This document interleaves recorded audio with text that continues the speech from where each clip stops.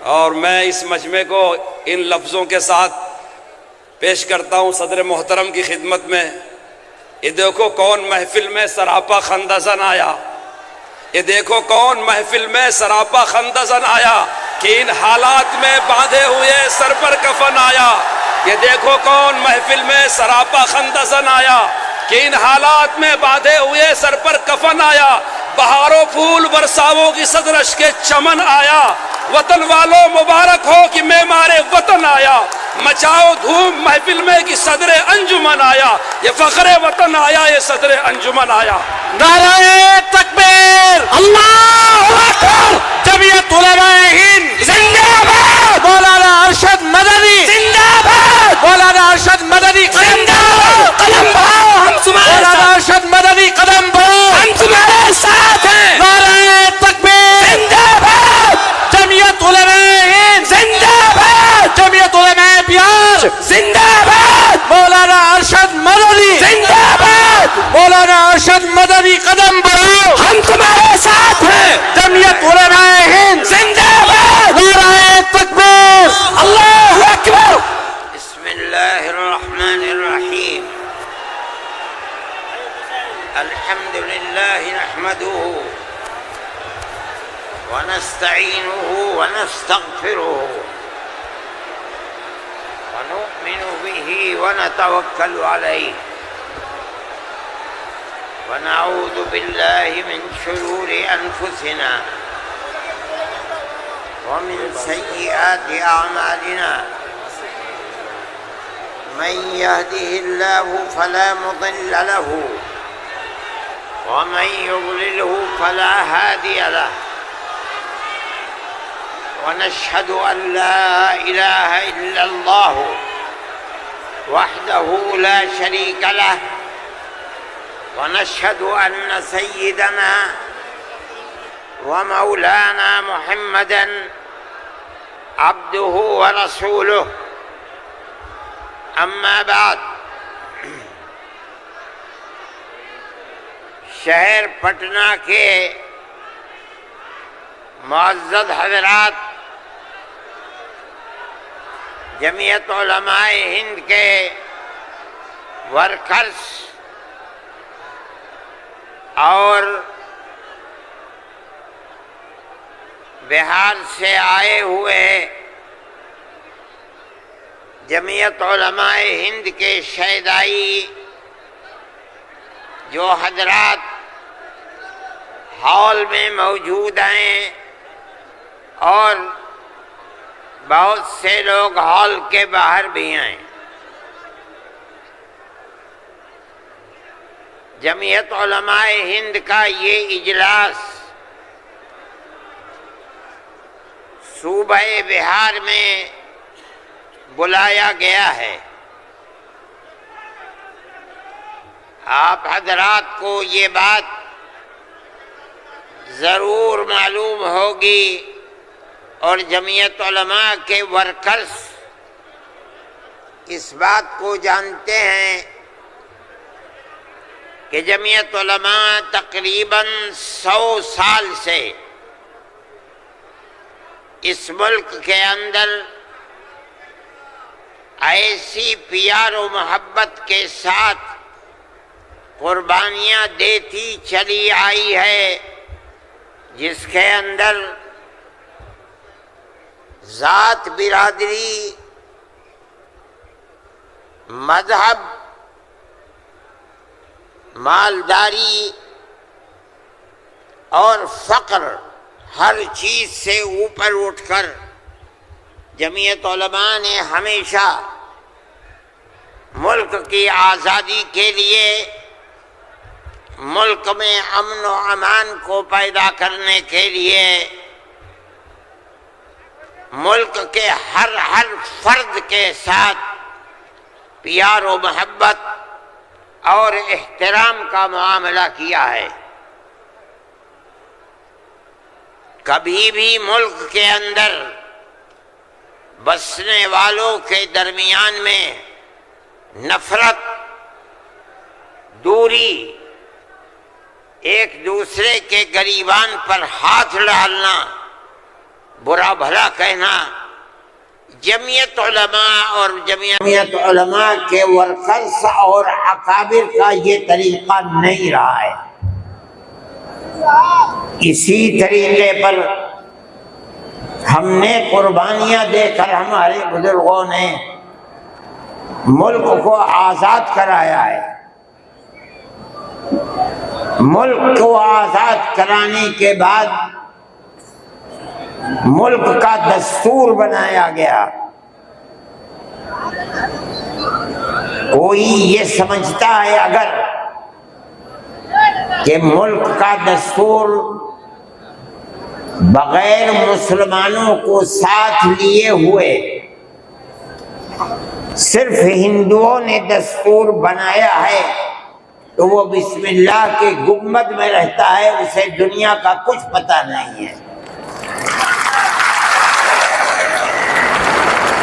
کیونکہ اس ملک کی آزادی میں ہمارا کردار 145 سال کا کردار ہے۔ کسی کا کردار اتنے لمبے زمانے تک نہیں ہے کہ وہ مرتے مارتے پھانسی کے پھندوں کے اوپر لٹکتے اپنی گردنوں کو کٹواتے ہوئے 145 سال تک اس ملک کے اندر ہم نے کام کیا ہے۔ 18 سے لے کر 1947 تک اگر کوئی مائی کا لال ہے، دودھ پیا ہے تو آ کر کے کہے کہ اس کا کردار 145 سال کا کردار۔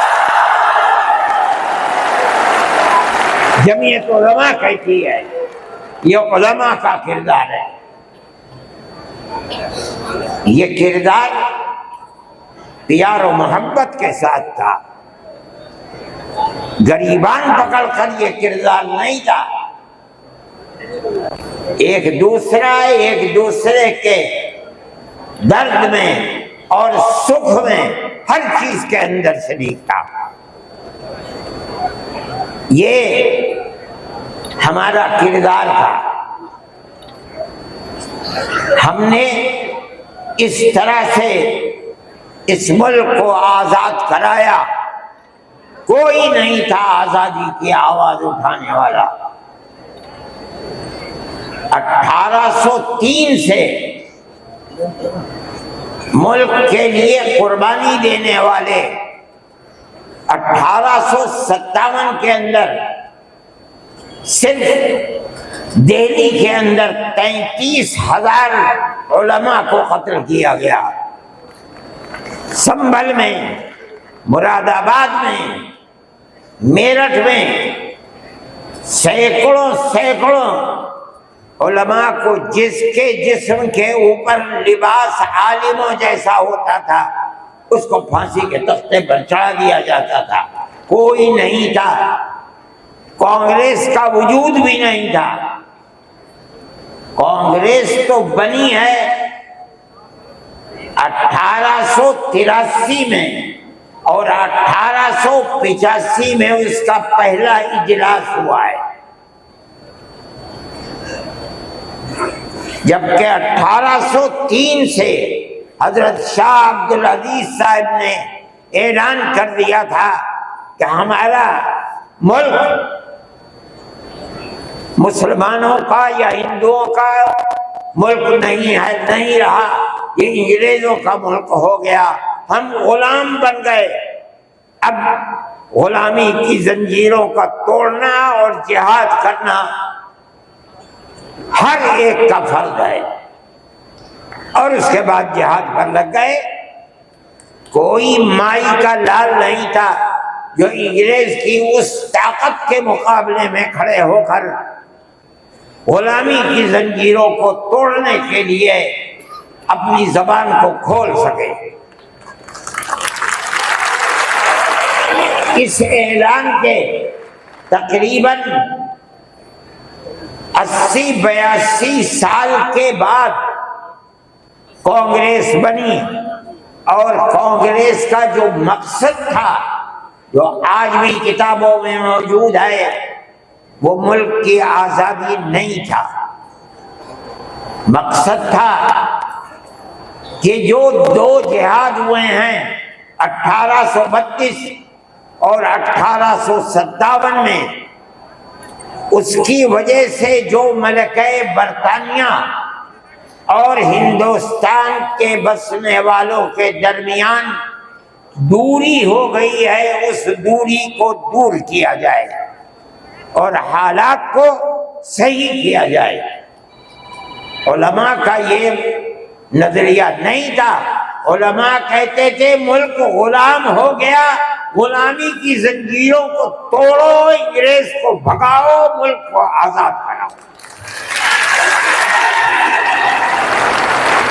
یہ تو حالات تھے جس کے اندر مسلمان داخل ہوئے کانگریس میں، موجود ہیں۔ ایک شخص نے حضرت گنگوئی رحمت اللہ علیہ، جو ہمارے بزرگ ہیں، دارالعلوم کو کی بنیاد رکھنے والے ہیں، سن 1857 کے اندر جیل میں بند ہو گئے تھے۔ یہ سمجھتے تھے کہ قتل کر دیا جائے گا بغاوت کے الزام میں، لیکن چھوٹ گئے۔ ان سے پوچھا کہ ایک جماعت بنی ہے جس کے بنیادی کردار ہندو بنا رہے ہیں، کیا مسلمانوں کے لیے اس میں شریک ہونا جائز ہے؟ حضرت نے فتویٰ دیا جس طرح ایک ہندو اور ایک مسلمان کاروبار اور بزنس میں شریک ہو سکتا ہے، تو اسی طرح کانگریس کے ساتھ مسلمان شریک ہو سکتا ہے، بشرطے کہ اپنے دین کا نقصان نہ ہو۔ اس کا مطلب نہیں سمجھے تھے لوگ۔ مطلب یہ ہے کہ ہماری تحریک ہے کہ مسلمان اور ہندو جب تک ساتھ نہیں ہوگا ملک آزاد نہیں ہوگا۔ تم اس کے اندر گھسو اور اتنی طاقت پیدا کرو اپنی گھس کر کہ کانگریس کو مجبور کر دو کہ وہ اپنا نقطۂ نظر بدل کر ملک کی آزادی کے لیے جد و جہد کرے۔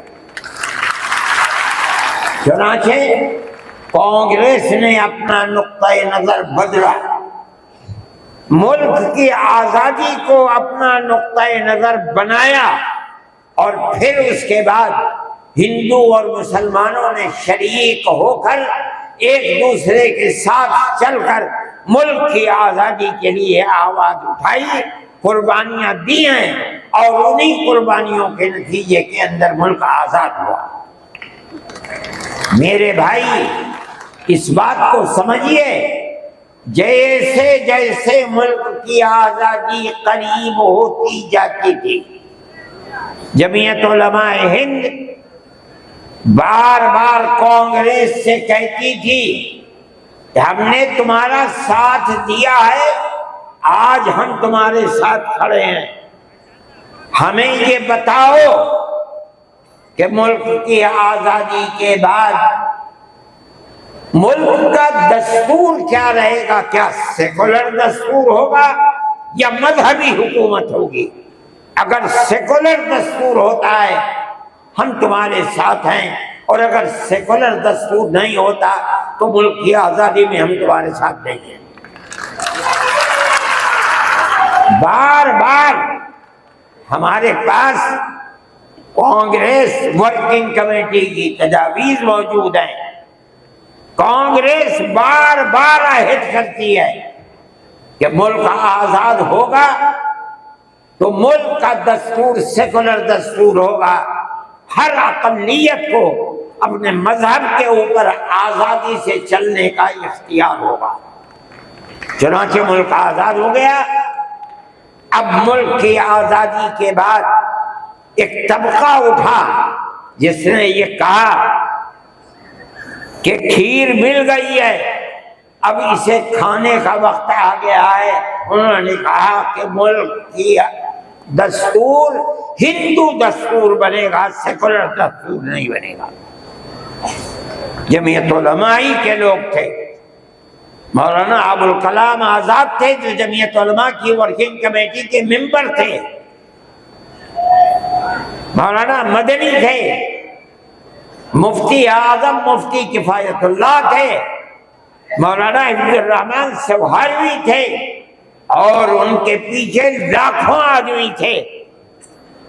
انہوں نے کہا جو ہم سے وعدے کیے ہیں ان وعدوں کو پورا کرو۔ اگر ملک کی تقسیم ہوئی ہے اور مسلمانوں کو ایک حصہ دے دیا، تم نے دیا ہے دستخط ملک کی تقسیم پر، تم نے کیے ہیں، ہم نے جوتے کھائے ہیں، ہمارے گلوں کے اندر جوتوں کے ہار پڑے ہیں، مگر ہم نے ملک کی تقسیم کو منظور نہیں کیا۔ ہم سے جو وعدہ کیا تھا اس وعدے کو پورا کرو۔ جو دستور کے اندر دفعات ہیں کہ ہر اقلیت کو اپنے مذہب پر چلنے کا حق ہے، یہ دفعات جمعیت علماء کی دی ہوئی دفعات ہیں، مولانا ابوالکلام آزاد کی دی ہوئی دفعات ہیں، مولانا مدنی کی دی ہوئی دفعات ہیں، مفتی کفایت اللہ کی رکھی ہوئی دفعات ہیں، جن دفعات کی بنیاد پر ہر اقلیت ملک کے اندر ملک وہ حصہ سمجھتی ہے جو حصہ کوئی اکثریت کا فرد سمجھتا ہے۔ یہ جمعیت علماء کی تاریخ ہے۔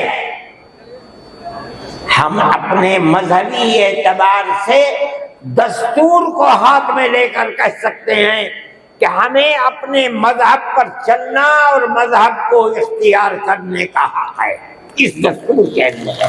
نعرہ تکبیر، میرے بھائی، نعرہ تکبیر۔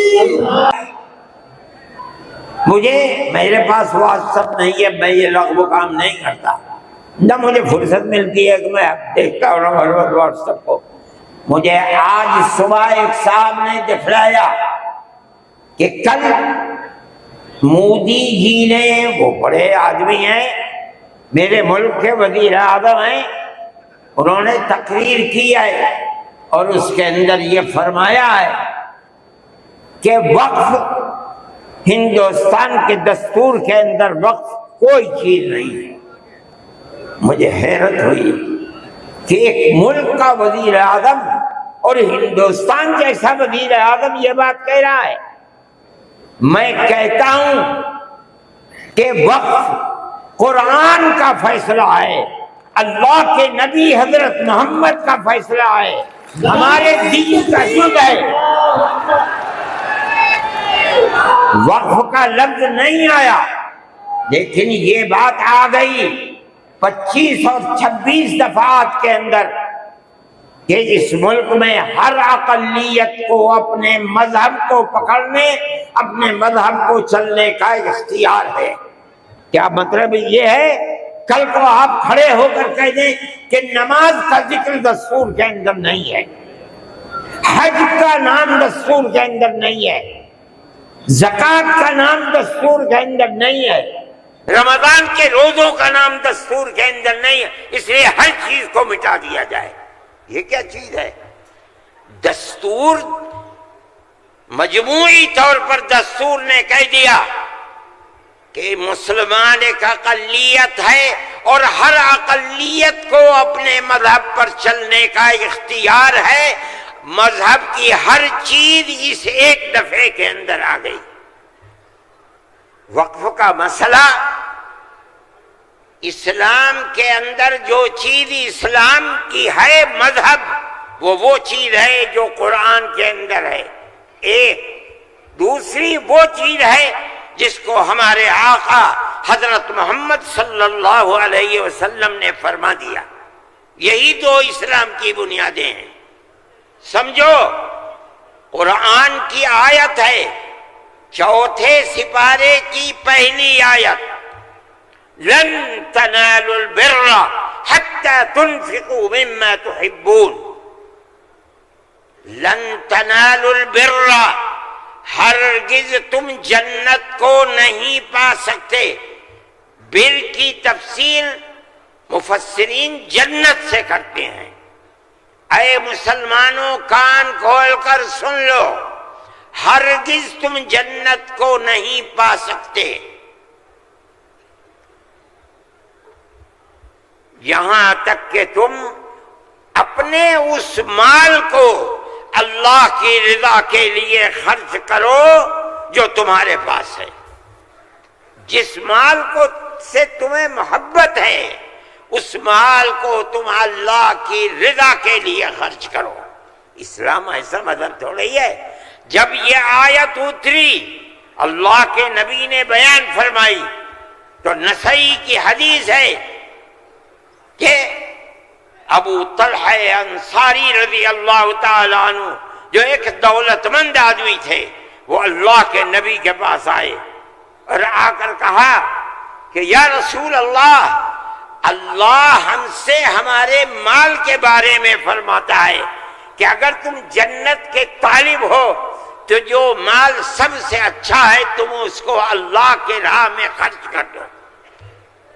یا رسول اللہ، میرا سب سے بہترین مال فلانی زمین ہے، میں آپ کو گواہ بناتا ہوں کہ میں اس کو اللہ کے لیے وقف کرتا ہوں۔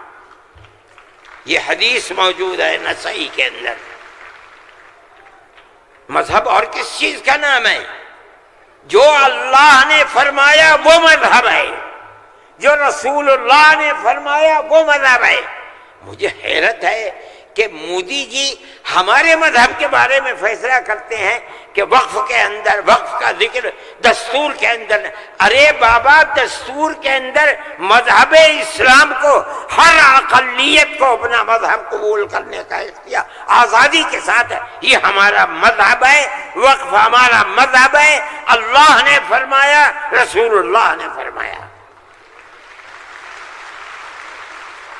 حدیث کے اندر آتا ہے کہ جب انسان مر جاتا ہے، یہ مسلم کی حدیث ہے، اذا مات الانسان انقطع عمله عنه۔ جب آدمی مر گیا اب اس کے اندر کام کرنے کی طاقت بھی نہیں ہے۔ اب اسے کسی چیز کا ثواب ملتا تھا، نماز پڑھنے کا، روزہ رکھنے کا، نہ نماز پڑھ سکتا ہے نہ روزہ، مگر فرماتے ہیں تین چیزیں ایسی ہیں مرنے کے بعد بھی آدمی قبر میں چلا گیا اسے ثواب ملتا رہتا ہے۔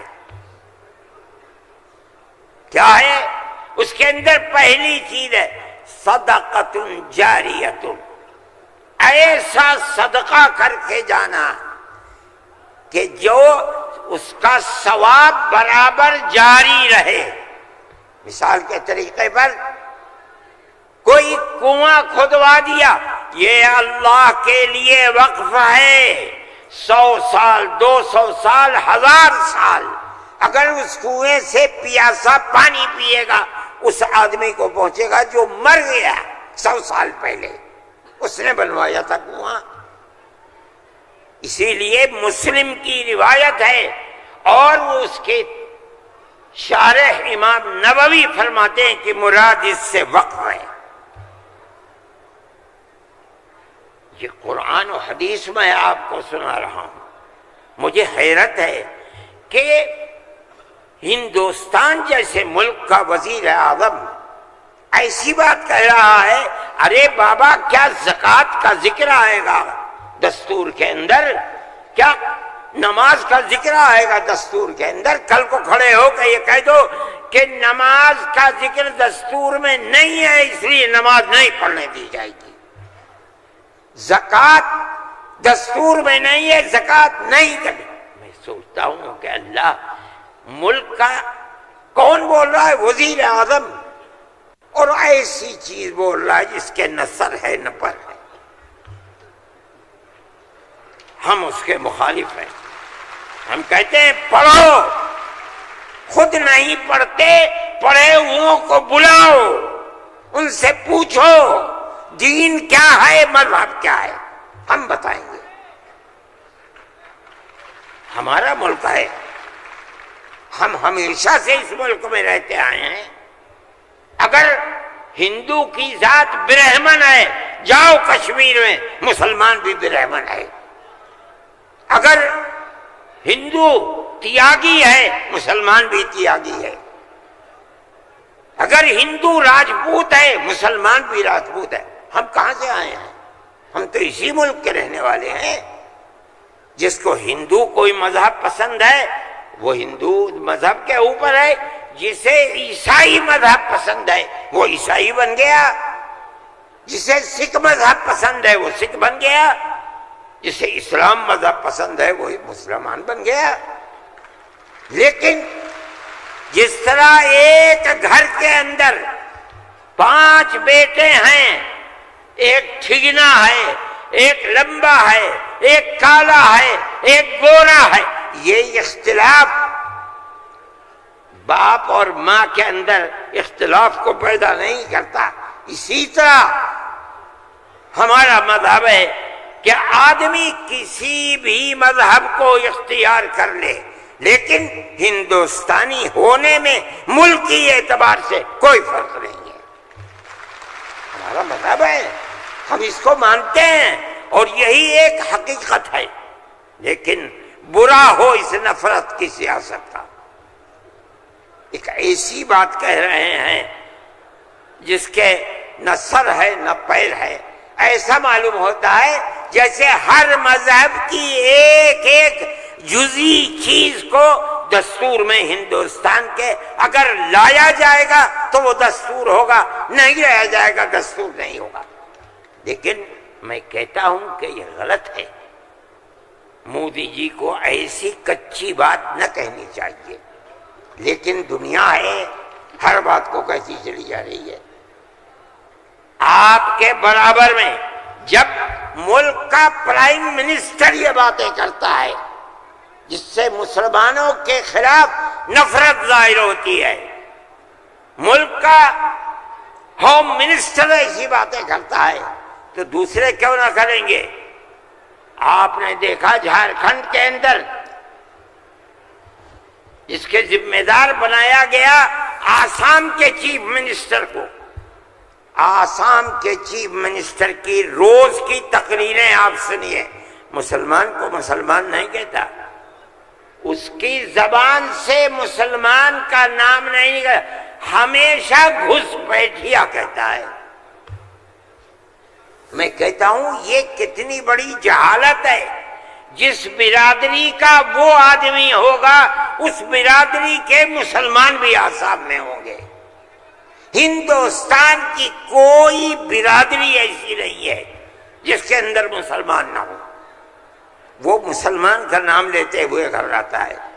مگر خدا کی قدرت ہے، جو 1 مہینہ جھارکھنڈ کے اندر رات اور دن تقریریں مسلمان کے خلاف کرتا رہا، وہاں مسلمانوں کا نام لے کر ان کے خلاف بولنے والوں کا منہ کالا ہو گیا۔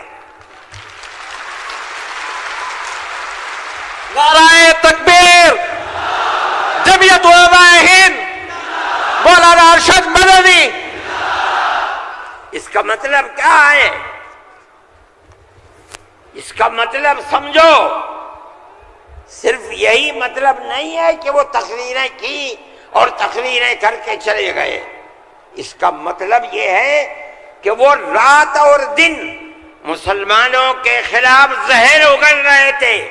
جھارکھنڈ کے صرف ہندو نہیں، ہندو اور مسلمانوں نے مل کر اس تحریک اور اس سیاست کو تھوک دیا اس کے اوپر۔ الیکشن کے اندر بی جے پی کی ناکامی وہ صرف مسلمان کے حصے میں نہیں لکھی جائے گی۔ مسلمان کی تعداد کتنی ہے جھارکھنڈ کے اندر؟ اس کا مطلب یہ ہے کہ نفرت کی اس سیاست کو جھارکھنڈ کے ہندو اور مسلمان نے تھوک دیا، اس کے اوپر قبول نہیں کیا۔ وہ آدمی جو بولتا تھا وہ اپنے صوبے کے اندر بھی جب زبان سے کوئی بات نکلتی تھی مسلمان کے خلاف آگ ہی اگلتا تھا۔ دیکھو ساری ہندوستان کے اندر ہندوستانی ہونے کے لیے یہ بنیاد ہے کہ جو سب سے پہلی مردم شماری تھی سن 1951 کی، جس کا نام اس مردم شماری میں ہے وہ اور اس کی اولاد ہندوستانی ہے. یہ ملک کے اندر ایک قانون بنا ہوا ہے، لیکن کانگریس، بی جے پی اور جو علاقائی پارٹیاں آسام کی ہیں، سب نے مل کر جب مشرقی پاکستان کو مغربی پاکستان سے الگ کیا گیا اور ہندوستان کی طاقت نے کیا.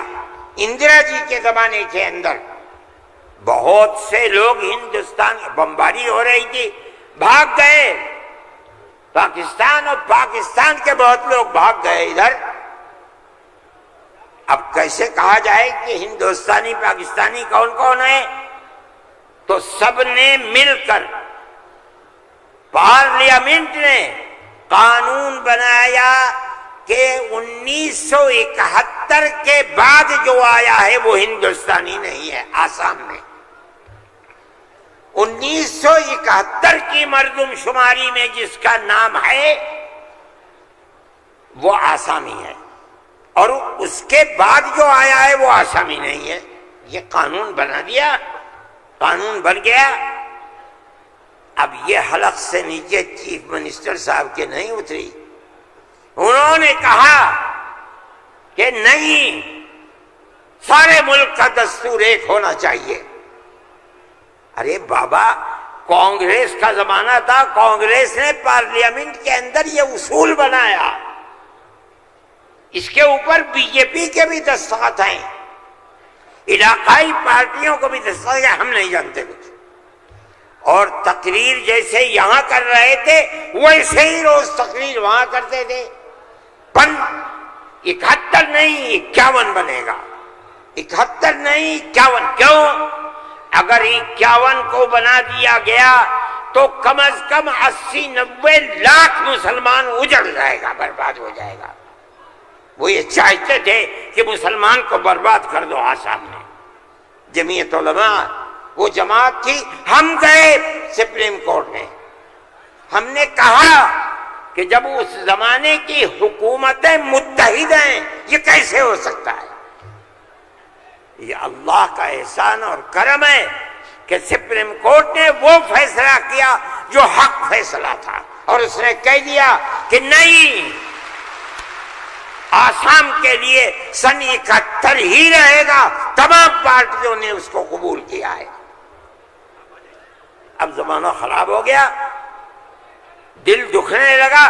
وہ جو وہاں دل کے اندر مسلمانوں کے خلاف آگ تھی وہ جھارکھنڈ میں لا کر کے اگلی ہے. اللہ نے یہاں بھی منہ کالا کر دیا. میرے بھائی، جمعیت علماء کا یہ کام ہے. ہم نے اس سے پہلے ایک اور مقدمہ آسام کے سلسلے میں لڑا تھا. جب لڑکی اپنے شوہر کے ساتھ کسی دوسرے شہر میں پہنچی، یہ لڑکی کہاں سے آئی؟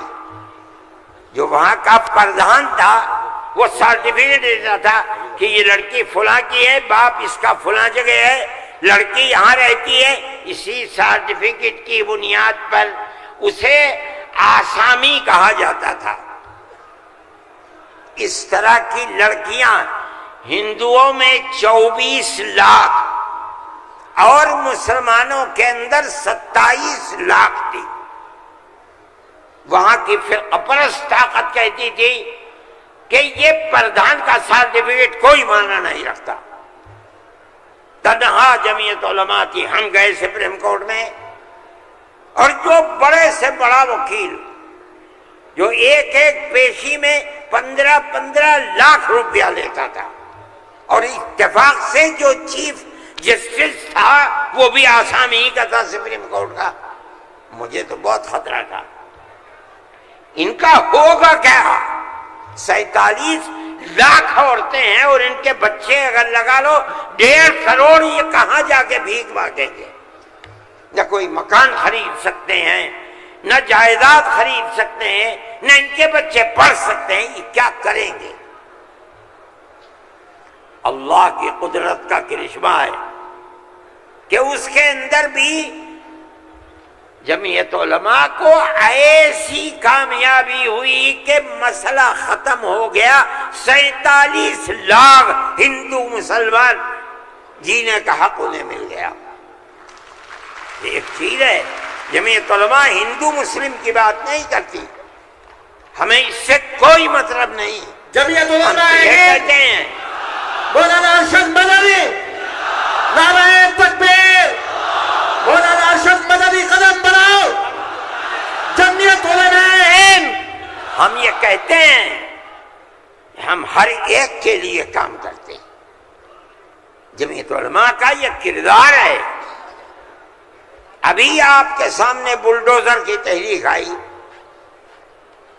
ہم نے یہ دیکھا کہ چیز دن بدن بڑھتی جا رہی ہے، اور اس آگ کے اندر یہ نہیں کہا جا سکتا کہ 100% مسلمان ہے، لیکن 95% مسلمانوں کے گھر گرائے جا رہے ہیں. سارے ہندوستان میں جمعیت علماء ہند سپریم کورٹ میں گئی اور ہم نے جا کر کے یہ بات رکھی. تحریک چلتی رہی، ہم نے یہ بات کہی کہ یہ کیسے ہو سکتا ہے جس گھر کو ماں باپ نے بنایا، اس گھر کے اندر ایک لڑکے نے کوئی کام ایسا کر دیا کہ جو کام گورنمنٹ کے خلاف ہے، آپ کی سیاست کے خلاف ہے، آپ اس مکان کو بلڈوزر چلا کر گرا دیں. وہ ماں باپ کہاں جائیں گے بوڑھے؟ اس کی بیوی بچے کہاں جائیں گے؟ اس کی بہن بھائی کہاں جائیں گی؟ اس کی اولاد کہاں جائے گی؟ بھئی آپ اس کو پکڑ کر کے جیل میں ڈالیے، یہ اپنی زندگی کو صاف دکھلانے کے لیے مقدمہ لڑے گا. آپ اس کے گھر کو کیسے گرا سکتے ہیں؟ مگر یہ بات کسی کی سمجھ میں نہیں آتی تھی. ہم اللہ کا شکر ادا کرتے ہیں کہ ہماری اس آواز کو اللہ نے قبول فرمایا، اور اس طرح قبول فرمایا کہ اب کون مائی کا لال ہے؟ ذرا گھر کا توڑ کے تو دکھ رہا ہے.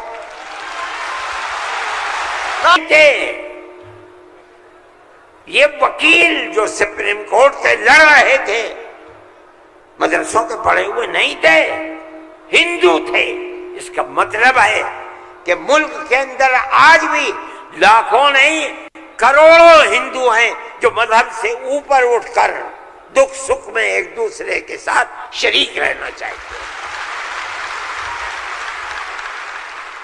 ہم اپنی 1400 سالہ اسی تاریخ کو زندہ کرنا چاہتے ہیں، زندہ رکھنا چاہتے ہیں. جمعیت علماء اس کے لیے کھڑی ہوئی ہے. ہم ہر جگہ جاتے ہیں، اس کو نہیں دیکھتے کہ کون ابو حنیفہ کا ماننے والا ہے، کون آدمی اہل حدیث ہے، کون غیر مقلد ہے، کون جماعت اسلامیہ، کون ہندو ہے، کون مسلمان ہے. ہم نہیں دیکھتے. اگر ظلم و تشدد ہو رہا ہے ہم وہاں جاتے ہیں. سیلاب آیا کیرلا کے اندر، ہم پہنچے، ہم نے مکانات 2 کروڑ روپیہ خرچ کیا، مکانات کی تعمیر کرائی، مکانات کو بنوایا.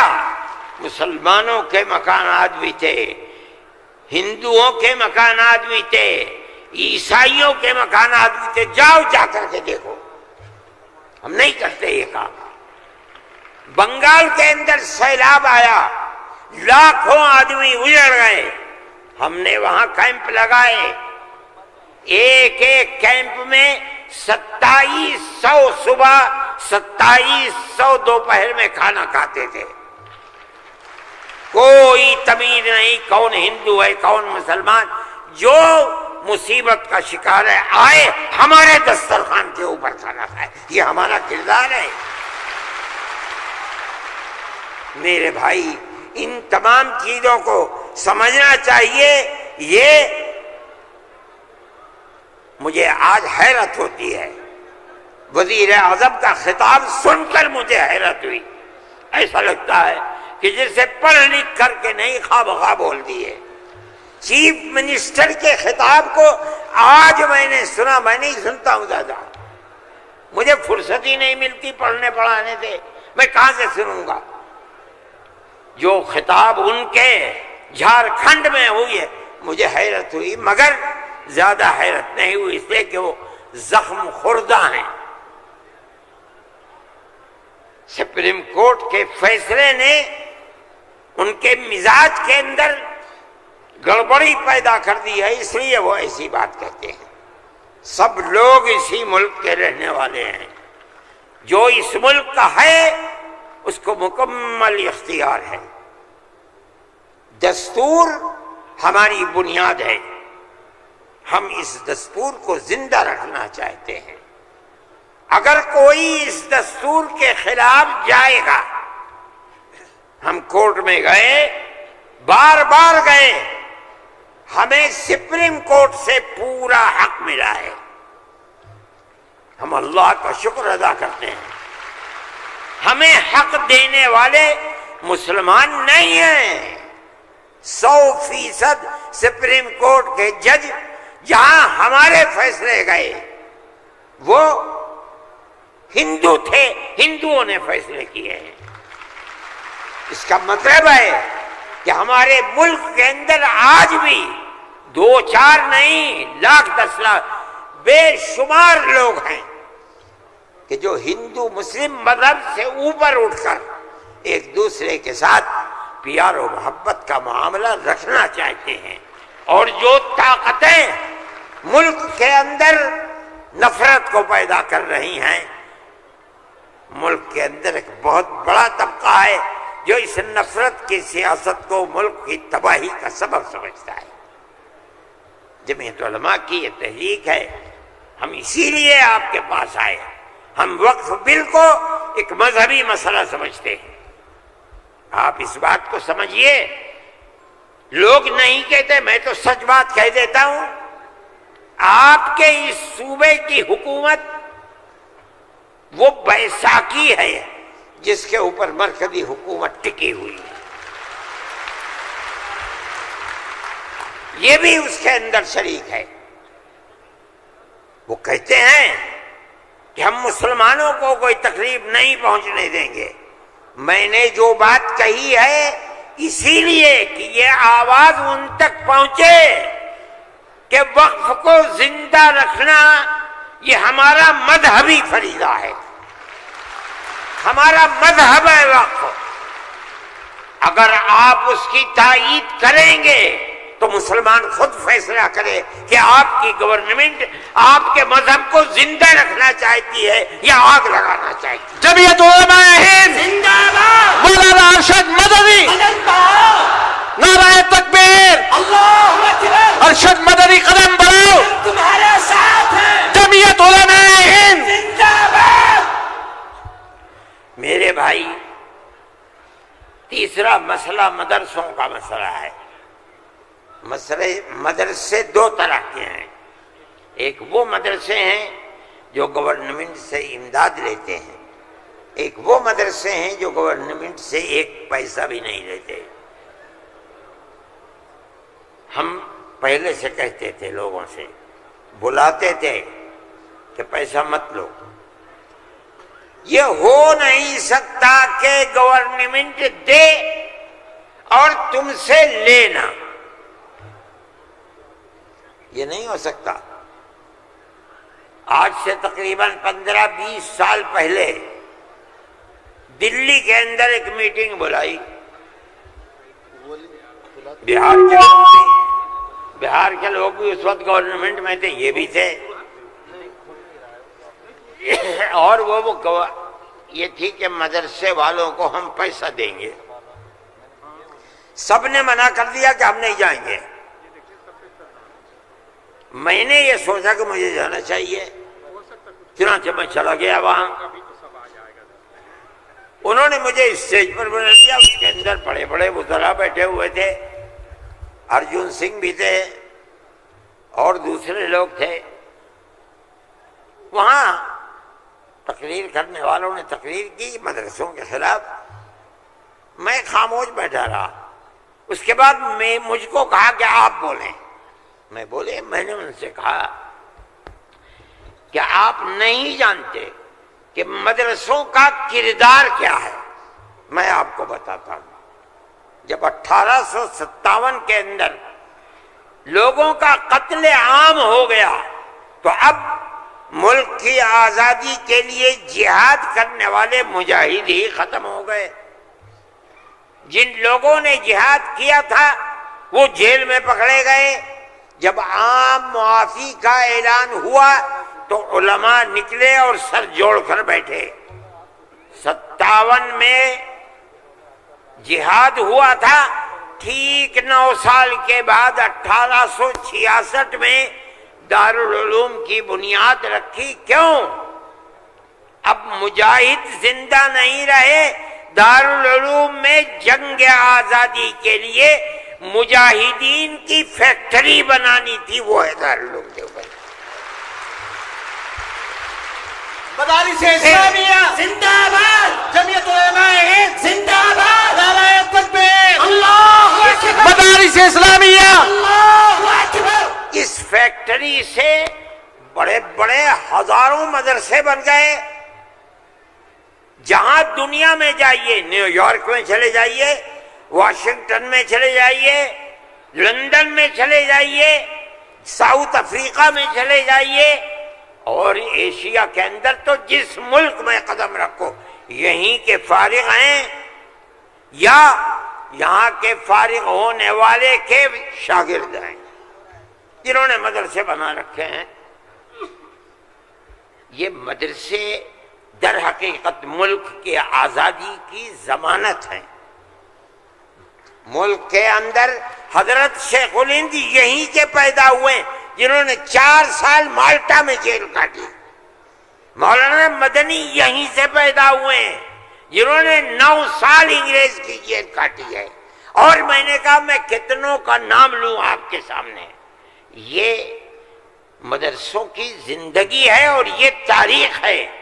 آپ اس تاریخ کو بجھانا چاہتے ہیں. کہتے ہیں بالکل نہیں. انہوں نے کہا کہ ہم نہیں بجھانا. میں نے کہا کہ یہ ہو نہیں سکتا کہ آپ پیسہ دیں انہیں اور پھر ان کے نظام تعلیم اور نصاب تعلیم میں دخل نہ دیں. آواز آئی ہم وعدہ کرتے ہیں کہ نہیں دیں گے. میں نے کہا اچھا میں آپ کو جھوٹا نہیں کہتا ہوں. مجھے یہ بتائیے کہ ابھی الیکشن میں 3 سال باقی ہیں. کیا آپ یہ ضمانت دے سکتے ہیں کہ 3 سال کے بعد جو الیکشن ہوگا اس الیکشن کے نتیجے میں کامیاب ہو کر آپ ہی اقتدار کی کرسی پر بیٹھیں گے؟ کہنے لگے نہیں دے سکتے. میں نے کہا تو آپ تو 3 سال کی ضمانت نہیں دیتے اور میرے دل میں یہ ارمان ہے کہ اگر قیامت تک میں زندہ رہوں گا تو مدرسوں کو لے کے چلوں گا. میرا آپ سے کیسے ہو جائے گا؟ میری آپ سے اس میں مصالحت نہیں ہو سکتی. آپ کو اسکول بنانے ہیں, آپ مجھے دیجئے. آپ اگر 50 اسکول کہیں گے میں 50 بنا دوں گا. لیکن آپ یہ چاہیں کہ مدرسے کو ختم کر کے اس کے اندر اسکول کا نصاب بن جائے, یا یہ مدرسے آپ سے پیسہ لے کر چلے, جمعیت علماء اسے گوارا نہیں کرے گی. میں نے ان سے کہا کہ مدرسے اور مسجد میں کوئی فرق نہیں ہے. کہنے لگے وہ کیسے؟ میں نے کہا اس لیے کہ اگر مسجد میں نماز پڑھی جاتی ہے, مدرسے میں نماز سکھلائی جاتی ہے.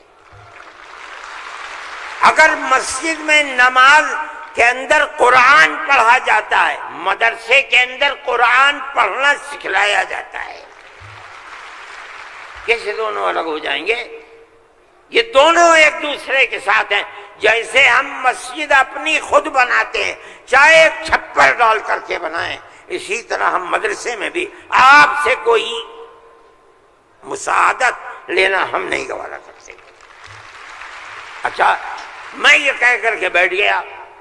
صدیقی صاحب جن کو گورنمنٹ نے بنایا تھا اسکولوں کو ان کا اقلیتی کردار دینے کے لیے, وہ میرے برابر بیٹھے تھے. وہ بھی اس اجتماع کو بلانے والے تھے. اس کے بعد ایک اور صاحب کھڑے ہوئے میرے بعد، انہوں نے پہلے تو یہ کہا کہ مجھے بڑا افسوس ہے کہ آپ نے ارشد کے بعد مجھے بلا لیا، کچھ وقفے کے بعد بلاتے۔ انہوں نے تقریر، اور جیسے انہوں نے کہا میں نے اس پر یہ کہا کہ میرے اندر یہ طاقت ہے، آپ جو فرمائیں گے میں اسے قبول کروں گا، خاموش، میں کوئی اس کی تردید نہیں کروں گا، اس لیے آپ فرمائیے۔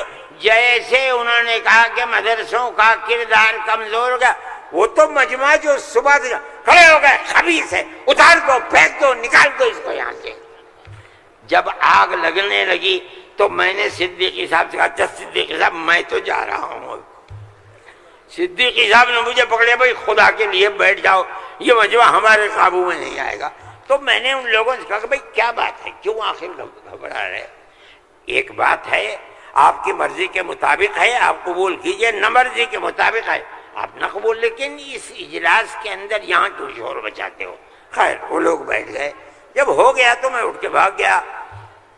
کانگریس گورنمنٹ کی جو بالکل آخری شخصیت تھی، انہوں نے کہا کہ بھائی سونیا جی صدر تھیں، انہوں نے کہا کہ آپ نے کیا کر دیا، میں پہلے منع کرتی تھی کہ اس مسئلے کو نہ چھوڑو، بند کر دو اس کو، جو مدرسہ بند ہو گیا۔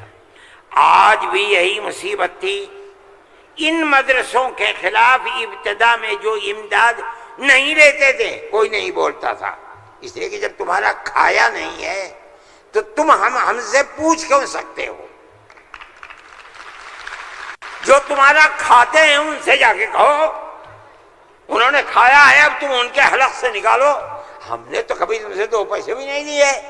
دارالعلوم دیوبند کو سن 56 کے اندر، 1956 میں، جو اس وقت یہاں بہار کے آدمی تھے اور ملک کے صدر جمہوریہ تھے ڈاکٹر راجندر پرساد، وہ دیوبند آئے تھے۔ انہوں نے دیوبند، حضرت رحمت اللہ علیہ زندہ تھے، حضرت مدنی، انہوں نے دارالعلوم کے لیے ایک لائبریری کے پیسے دارالعلوم کو دینے کا وعدہ کیا۔ جب وہ چلے گئے، اب شکریہ ادا کیا ان کا بہت، جب وہ چلے گئے تو ان کو خط لکھ کر بھیج دیا گیا کہ دارالعلوم دیوبند کے بنانے والوں کا یہ حکم ہے، یہ اصول ہے کہ کسی بھی مسلم یا غیر مسلم حکومت سے کبھی کوئی مدد نہیں لی جائے گی، اس لیے ہم آپ کا شکریہ کے ساتھ واپس کرتے ہیں۔ آج تک حکومتوں پر حکومتیں بدل گئیں، انگریز گورنمنٹ، پھر اس کے بعد ہندوستان کی، مگر اس کے اندر کوئی فرق نہیں پڑا ہے۔ لیکن اس کے بعد جنہوں نے لیا تھا گورنمنٹ سے، پھر اس کے بعد ان مدرسوں کے اندر بھی ہاتھ ڈالنا شروع کر دیا۔ جمعیت علماء اس سلسلے کے اندر کورٹ میں گئی، اگرچہ ان مدارس کے سلسلے میں کوئی فیصلہ ابھی تک نہیں آیا، لیکن ہم یہ سمجھتے ہیں کہ قانونی اور دستوری اعتبار سے جو گورنمنٹ سے کوئی چیز نہیں لیتے، پہلے لیا جاتا تھا چھٹیوں کے اندر گورنمنٹ سے، وہ قانون تھا کہ جو ٹکٹ طلبہ لے کے گھر جاتے تھے کنسیشن، اس میں پیسہ کم ہو جاتا تھا۔ جب گورنمنٹ کی نظریں بدلنی شروع ہوئی، دارالعلوم نے بند کر دیا، اس کو ہم نہیں لیتے۔ یہ بات ہم نے کہی، یہ اللہ کا بڑا احسان ہے کہ جو تبصرہ آیا، ابھی تک فیصلہ نہیں آیا، وہ تبصرہ بھی حق کے اندر ہے۔ انشاءاللہ جب گورنمنٹ سے کوئی تعلق ہی نہیں ہے اور دستور کی دفعات 25 اور 26 اقلیت کو یہ حق دیتی ہے کہ وہ اپنے اداروں کو قائم کر لے، کوئی رکاوٹ نہیں ہے، تو ہمارے مذہبی اداروں کے اوپر کیسے رکاوٹ ہو سکتی ہے؟ دستور کی یہ دفعات ہمارے لیے چین و سکون اور عزت و آبرو کے ساتھ ملک میں رہنے کا ہمیں حق دیتی ہے۔ ہم یہ سمجھتے ہیں کہ مستقبل کے اندر بھی انشاءاللہ ہم اپنے ان پروگراموں کے اندر کامیاب رہیں گے۔ میرے بھائی، فلسطین کا مسئلہ ہے،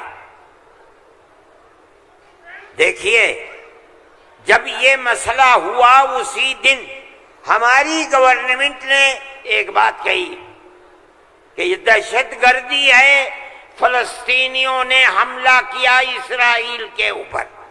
میں نے کہا یہ بھی گورنمنٹ جانتی نہیں ہے۔ جب میں نے اگلے ہی دن بیان دیا کہ یہ غلط ہے، اسرائیل کو بنانے والوں نے بنایا تھا، بیت المقدس اسرائیل سے باہر تھا، فلسطین آزاد تھا۔ اسرائیل نے امریکہ کی مدد سے اور یورپ کی مدد سے بیت المقدس کو، فلسطین کو، تمام فلسطین کے اوپر زبردستی حملہ کر کے فلسطینیوں کو غلام بنایا اور اپنے اندر داخل کر لیا۔ پھر یہی نہیں، 2-4 سال کے بعد حملہ کیا شام کے اوپر، اور گولان کی جو پہاڑیاں تھیں ان کو اپنے قبضے میں لے لیا۔ جب اسرائیل بنا، نہ فلسطین، نہ بیت المقدس، نہ گولان کی پہاڑیاں، کوئی چیز فلسطین میں نہیں تھی۔ اب فلسطینی اٹھے اپنی آزادی کے لیے۔ اگر تم ان کو دہشت گرد کہتے ہو تو میں کہتا ہوں گاندھی جی بھی دہشت گرد تھے۔ تکبیر، اللہ اکبر، جمعیت علماء ہند زندہ باد، مولانا ارشد مدنی، قدم بڑھاؤ، نعرہ تکبیر۔ اللہ اکبر۔ اس کے بعد سے پھر کبھی یہ بات نہیں آئی، لیکن میں یہ کہتا ہوں کہ جس نظریے کو لے کر اٹھے، اس کا مطلب یہ ہے کہ کچھ جانتے بوجھتے نہیں ہے۔ کیسے کہہ دیا انہوں نے؟ ان کو دیکھنا چاہیے تھا تاریخ، اگر خود نہیں پڑھتے، پڑھے ہوئے لوگوں سے پوچھنا چاہیے تھا، وہ بتاتے آپ کو کہ ہو کیا رہا ہے۔ میرے بھائی، میں یہ بات کہتا ہوں کہ جمعیت علماء کی ایک تاریخ ہے، اور جمعیت علماء اس چیز کے اوپر ہے۔ ہمارا اس وقت کا مسئلہ صرف ایک ہی مسئلہ نہیں، بہت مسائل ہے، لیکن وقف ترمیمی بل کا مسئلہ بھی یہی ہے۔ جس کو جان لے کہ یہ ہمارا مذہب ہے، ہم یہ کہتے ہیں بہار کی گورنمنٹ کو بھی، آندھرا گورنمنٹ کو بھی، اگر وہ کریں گے تو اس کا مطلب یہ ہے کہ مسلمان کے پیٹ کے اندر چھرا گھونپیں گے اور مسلمان کے مذہب کو آگ لگانا چاہتے ہیں۔ مسلمان کو سوچ لینا چاہیے کہ وہ کیا کرے گا اور مستقبل کے اندر اسے اس جنجال کو کس طرح نمٹانا ہے۔ ہم ایک بات کہہ رہے ہیں اور ہمیں یہ کہنے کا حق ہے، اس لیے کہ دستور کے خلاف ہے۔ دستور نے ہمیں مذہبی آزادی دی ہے۔ آپ وقف کو مذہب نہیں سمجھتے، لیکن اس لیے نہیں سمجھتے کہ نہ آپ قرآن کو جانتے ہیں، نہ آپ حدیث کو جانتے ہیں۔ حضرت عمر رضی اللہ تعالی عنہ نے اپنا ایک باغ وقف کرنے کی نبی کریم علیہ السلام سے اجازت چاہیے، جو خیبر میں تھا۔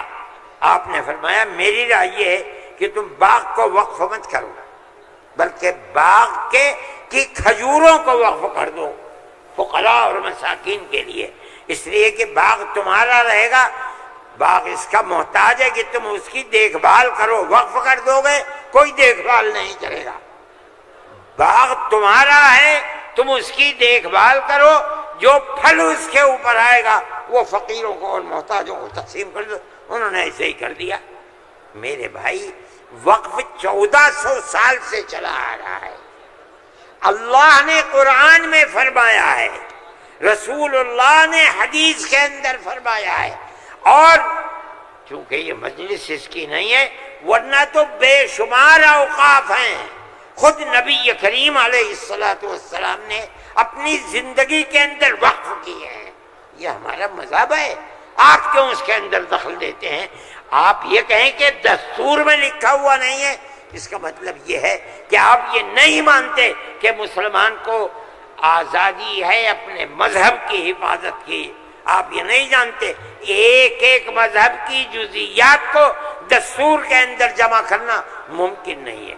مذہب اسلام تو آدمی کے پیدا ہونے سے پہلے موت کے بعد تک قبر کے اندر جو صورتحال ہوتی ہے اسلام اس سب کو اپنے احاطے میں لیے ہوئے، آپ کے دستور میں کتنی گنجائش ہوگی اس کی؟ یہ بات کہہ دیا کہ ہمیں اپنے مذہب پر چلنے اور اپنانے کا حق ہے، اسے زندہ رہنے کا حق ہے۔ ہم یہ بات کہہ رہے ہیں، ہم نہیں چاہتے کہ کوئی دوسرا اس کے اندر دخل اندازی کرے۔ میرے بھائی، میں نے یہ بات کہی اور میں نہیں سمجھتا ہوں کہ اس سے زائد مجھے کوئی بات کہنی چاہیے، اس لیے میں آپ حضرات سے کہ تشریف آوری کا شکریہ ادا کرتا ہوں۔ میں اس ہال کے اندر 1-2 مرتبہ پہلے بھی آ چکا ہوں، مگر میں نے کبھی مسلمانوں کا اتنا بڑا مجمع یہاں نہیں دیکھا۔ میں آپ نعرہ تکبیر، جمعیت علماء زندہ باد۔ میں آپ حضرات کا شکریہ ادا کرتا ہوں اس لیے کہ یہ سب جگہ شہرت تھی کہ اس اجلاس کا مقصد وقف ترمیمی بل کی مخالفت ہے۔ اس کا مطلب ہے کہ بہار کا مسلمان ہر اس طاقت کا مخالف ہوگا جو وقف ترمیمی بل کی تائید کرے گا۔ اس لیے آپ حضرات کا اس گرم جوشی کے ساتھ یہاں آنا، میں جمعیت علماء کے ایک خادم کی حیثیت سے آپ کا شکریہ ادا کرتا ہوں۔ اللہ آپ کو خوش رکھے، خیر و عافیت کے ساتھ رکھے، آپ اپنے مذہب کو سینے سے لگائے ہوئے زندہ رہیں اور مذہب کو خدا کرے زندہ رکھے۔ میں آپ سب حضرات کا شکر گزار ہوں۔ جو لوگ باہر سے آئے ہیں میں ان کا بھی شکریہ ادا کرتا ہوں۔ جن لوگوں نے پٹنے کے رہنے والوں نے، قادری صاحب کے صاحبزادے اور جمعیت علماء کے ورکرز جو یہاں کے ہیں یا باہر کے رہنے والے ہیں پٹنے کے علاوہ کے، جن لوگوں نے کوشش کی ہے، جمعیت علماء کے دل میں اس کی بڑی قدر ہے۔ اللہ تعالیٰ ان کی کوششوں کو قبول فرمائے اور حکومت کو کسی بھی ایسے کام سے جو صوبے کے اندر یا ملک کے اندر مسلمانوں کی دل آزاری کا سبب بنے، اس سے باز رکھے اور خدا کرے کہ اس ملک کے اندر امن و امان، پیار و محبت مذہب سے اوپر اٹھ کر ہندو اور مسلمان سب مل جل کر اپنی پرانی تاریخ کو یاد کریں اور زندہ کریں۔ مسلمان اور ہندو گاؤں در گاؤں آج سے نہیں 1300 سال سے رہتا چلا آ رہا ہے، کہیں تو کوئی جھگڑا نہیں ہے۔ آج کون سی ملک کے اوپر آفت ہے کہ آگ لگانے ہی کے اوپر سیاست کی بنیاد رکھی ہوئی ہے؟ ہم اس کے مخالف ہیں، ہم اس کو پسند نہیں کرتے ہیں۔ ملک ہمارا ہے، ہم ملک کے اندر امن و امان کو چاہتے ہیں، پیار و محبت کو چاہتے ہیں۔ جس طرح ہندو کا حق ہے مسلمان کا بھی حق ہے، ایک دوسرے کے ساتھ پیار و محبت کرنی چاہیے۔ میں ہر مسلمان سے کہتا ہوں،